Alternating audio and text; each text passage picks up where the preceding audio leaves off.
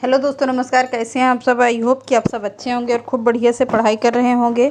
तो चलिए, आज हम लोग बहुत ही इम्पोर्टेंट से प्रश्न देखते हैं। बहुत ही इम्पोर्टेंट हैं, तो आप लोग वीडियो को स्किप मत करना क्लास को, और अच्छे से पूरा पढ़ना और नोट्स ज़रूर बना लेना। आपके लिए हमेशा काम आएगी। छोटी सी वीडियो रहती है, ज़्यादा बड़ी नहीं रहती है, ज़्यादा झाम भी नहीं रहता है।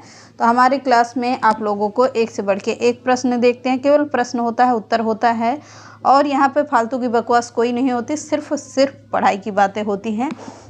तो चलिए, आज के सेशन को स्टार्ट करते हैं। आज के सेशन में कुछ महत्वपूर्ण बातें पहले देख लेते हैं कि बंगला भाषा कहाँ से निकली है, कैसी है। तो पहले देखते हैं पॉइंट। भारत में हिंदी सर्वाधिक लोगों द्वारा बोली जाने वाली भाषा है। कह रहा है प्रश्न कि भारत में, पॉइंट है ये, नोट करिएगा, भारत में सर्वाधिक लोगों द्वारा बोली जाने वाली भाषा कौन सी है। तो अगला पॉइंट लिखिएगा, भारत में हिंदी के पश्चात बांग्ला भाषा। भारत में हिंदी के पश्चात बांग्ला भाषा सर्वाधिक बोली जाती है। कौन सी भाषा बोली जाती है? तो बांग्ला भाषा सर्वाधिक बोली जाती है। बांग्ला भाषा विश्व में 7वें नंबर की सर्वाधिक बोली जाने वाली भाषा है। अब विश्व में कुल प्रयोगकर्ताओं की संख्या कितनी है? 615 मिलियन है। कितने लोग हैं जो बांग्ला भाषा को बोलते हैं? 615 मिलियन। मिलियन में क्या होता है? 1 मिलियन का होता है 10 लाख, और 2 मिलियन का होता है कितना? 2 मिलियन का होगा 20 लाख। ऐसे ही लमसम करके पूरा अकाउंट करके देखिएगा तो कितने होंगे? 615 मिलियन लोग बांग्ला भाषा बोलते हैं। अगला है, भारत की विभिन्न भाषाओं को निम्न समूहों में विभाजित किया जाता है। ये तीसरा पॉइंट है, भारत की विभिन्न भाषाओं को निम्न समूहों में विभाजित किया जाता है। वह कौन कौन सा है? आगे पॉइंट करके अब 1 2 करके लिखिएगा। पहला पॉइंट होगा यूरोपीय भाषा परिवार में से संबंधित भाषाएं। यूरोपीय भाषा परिवार से संबंधित भाषाएं मराठी, संस्कृत, पाली, अंग्रेजी, प्राकृत, अपभ्रंश, हिंदी, बांग्ला, गुजराती हैं। कितनी बोलियां आएंगी? तो 1 मराठी हो गई, संस्कृत 2 हो गई, पाली 3 हो गई, अंग्रेजी 4 हो गई, प्राकृत 5 हो गई, अपभ्रंश 6 हो गई, हिंदी 7, बांग्ला 8, गुजराती 9। यानी कि 9 बोलियां जो यूरोपीय भाषा परिवार से संबंधित भाषाएं हैं। कितनी? 9 बोलियां हैं। अगला है, द्रविड़ परिवार की भाषाएं कौन कौन सी हैं? तेलुगु हो गई, तमिल हो गई, मलयालम हो गई, कन्नड़ हो गई, गोंड हो गई, ओराव हो गई, ब्राहुई हो गई, ब्राहुई आदि। मतलब इसके आगे भी भाषाएं हैं, लेकिन ये इम्पॉर्टेंट हैं। तो तेलुगु 1 हो गई, तमिल 2 हो गई, मलयालम 3 हो गई, कन्नड़ 4 हो गई, गोंड 5 हो गई, ओराव 6 और ब्राहुई 7 हो गई। 7 बोलियां किसके अंतर्गत आती हैं? तो द्रविड़ परिवार की भाषाएं के अंतर्गत आती हैं। इम्पॉर्टेंट है, नोट जरूर कर लीजिएगा। अब अगला देखते हैं। अगला पॉइंट है तीसरे नंबर का। तो अगला पॉइंट होगा क्या? आश्रित समूह की भाषाएं। किसकी? आश्रित समूह की भाषाएं कौन कौन सी आती हैं? खासी आती है, संथाली आती है, मुंडारी आती है तथा भूमिज आती है, भूमिज आदि। यह भारतीय जनजातियों द्वारा बोली जाने वाली भाषा है।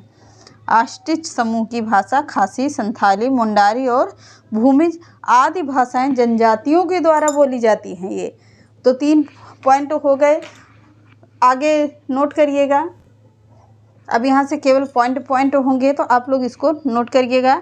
मैथिली किस राज्य की भाषा है? तो मैथिली किस राज्य की भाषा आती है? बिहार की आती है। कहाँ की आती है? तो बिहार की आती है। कौन सी भाषा? मैथिली भाषा। अगला है, अमीर खुसरो ने जिन मुकरियों, पहेलियों और 2 सुखनों की रचना की है, उनकी मुख्य भाषा क्या है? तो उनकी मुख्य भाषा क्या होगी? खड़ी बोली है। इम्पॉर्टेंट प्रश्न है, नोट करिएगा। हिंदी के प्रथम कवि किसे माना जाता है? तो सिद्ध सरापा को माना जाता है। कब के हैं ये? 9वीं शताब्दी के हैं। अगला है, कलम का सिपाही किसे कहा जाता है? तो कलम का सिपाही कहा जाता है मुंशी प्रेमचंद्र को। किसे कहा जाएगा? मुंशी प्रेमचंद्र को कहा जाता है। किसे? कलम का सिपाही। ये प्रश्न में हम ले चुके हैं, फिर भी एक बार आ गया है, कोई बात नहीं, देख लीजिए इसको। जो जिड़ साड़ भयु सो मैं कहियो सारू, जो पालई सई भायु करी सो तार पावई पारू। इस दोहे के रचनाकार कौन होंगे? देवसेन का दोहा ये है। अगला है, भारत में सबसे कम बोला जाने वाला भाषाई समूह कौन सा है? तो भारत में सबसे कम बोला जाने वाला भाषाई समूह क्या होगा? चीनी तिब्बती है। कौन सी भाषा है? चीनी और तिब्बती। अगला प्रश्न देखिएगा। अब यहाँ पर साहित्य से प्रश्न होंगे। यहाँ पे कुछ बोलियों से प्रश्न है, कुछ साहित्य से। मैंने पूरे प्रश्न मिक्स वेज रखे हैं, यानी कि हर तरह के प्रश्न इसमें आप लोगों को देखने को मिलेंगे, तो इसको पढ़ते रहिए। चलिए, राजेंद्र यादव ने इंदुमती पर टेम्पेस्ट, क्या राजेंद्र यादव ने इंदुमती पर टेम्पेस्ट शेक्सपियर की छाप सिद्ध करते हुए चंद्रधर शर्मा गुलेरी के द्वारा रचित उसने कहा था, कौन सी रचना है? उसने कहा था कहानी को हिंदी की प्रथम मौलिक कहानी मानते हैं। किसके द्वारा रचित है इसे? उसने कहा था गुलेरी के द्वारा, चंद्रधर शर्मा गुलेरी के द्वारा लिखी गई रचना उसने कहा था। अगला है, आचार्य शुक्ल की कहानी 1909 में 11 वर्ष का समय, कौन सी कहानी है? आचार्य रामचंद्र की कहानी कौन सी है? 11 वर्ष का समय। कब की रचना है ये? 1903 ईस्वी की रचना है। सरस्वती में प्रकाशित हुई है। किस में प्रकाशित हुई है? तो सरस्वती में प्रकाशित हुई है। अगला प्रश्न है, चंद्रिका, इंदुमती और गुलबहार। चंद्रिका, इंदुमती और गुलबहार आदि किशोरी लाल गोस्वामी के प्रमुख कहानी संग्रह हैं। कौन कौन सी हैं? चंद्रिका है, इंदुमती है, गुलबहार आदि किशोरी लाल गोस्वामी की प्रमुख कहानी मानी जाती है। अगला है, चंद्रधर शर्मा गुलेरी के द्वारा रचित हिंदी की प्रथम कहानी क्या है? सुखमय जीवन है। कौन सी है प्रथम कहानी गुलेरी जी की? सुखमय जीवन है, इम्पॉर्टेंट है। अगला प्रश्न है, प्रेमचंद्र के द्वारा, प्रेमचंद्र पहले नवाब राय के नाम से कथा साहित्य लिखते थे। किसके नाम से? प्रेमचंद्र जी का पहले नवाब राय के नाम से कथा साहित्य लिखते थे प्रेमचंद्र जी। तो अगला है, ये तो पॉइंट है, तो सभी को पता भी होगा, पर रिवीजन करना जरूरी है। राष्ट्र प्रेम का स्वर प्रबल होने के कारण प्रेमचंद्र की सोजे वतन कहानी संग्रह को अंग्रेज सरकार ने जब्त कर लिया था। किसे किया था? सोजे वतन को। किसका था? राष्ट्र प्रेम का स्वर प्रबल होने के कारण प्रेमचंद्र की सोजे वतन कहानी संग्रह को अंग्रेज सरकार ने जब्त कर लिया था। पर लिखा किसने था? तो मुंशी प्रेमचंद्र ने लिखा था। अगला प्रश्न है, यह प्रेमचंद्र के द्वारा रचित रचना पंच परमेश्वर कहानी घटना प्रधान की कहानी है। कौन सी? पंच परमेश्वर घटना प्रधान की कहानी मानी जाती है। अगला, प्रेमचंद्र की अंतिम कहानी कौन सी है? तो प्रेमचंद्र की अंतिम कहानी है कफन। कफन प्रेमचंद्र की अंतिम कहानी माना जाता है। गोदान और गबन, ये भी रचनाएं किसकी हैं? मुंशी प्रेमचंद्र की हैं। अगली रचना है, मुंशी प्रेमचंद्र ने लगभग 300 कहानियाँ लिखी जो मानसरोवर के 8 खंडों में प्रकाशित हुई। मुंशी प्रेमचंद्र ने करीब 300 कहानियाँ लिखी थी जो किसमें हुई? तो मानसरोवर के 8 खंडों में प्रकाशित हुई हैं।